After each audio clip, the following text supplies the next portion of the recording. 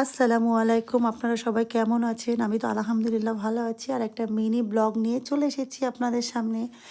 তো আমি সকাল, সকাল আজকে প্রায় তখন বাজে ১১টার দিকে আমি আমার বোনের বাড়িতে যাচ্ছিলাম। আর এটা হচ্ছে আমাদের এইখানেই লাহটি মার্কেট।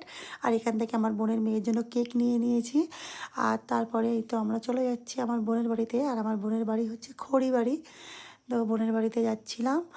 আর তো রাস্তার এপাশ থেকে কেক নিয়ে মানে বোনের মেয়ে বলেছে আমি কেক খাবো। তারপরে কেক নিয়ে তারপর আমরা চলে গিয়েছি পার্কে।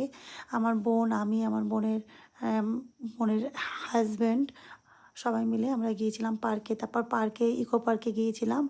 ইকো পার্কে একটু ঘোরাঘুরি করেছিলাম। একটু না অনেকটাই বলতে পারেন। আর ইকো পার্কের সৌন্দর্য কী বলবো?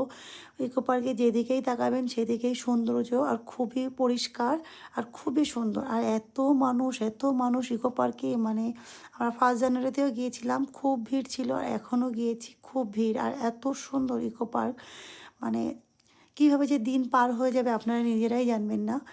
আর খুবই পরিবেশটা খুবই সুন্দর মানে যারা এখনও আসেননি ইকো পার্কে তারা অবশ্যই আসবেন। আর আমার বোনের মেয়ে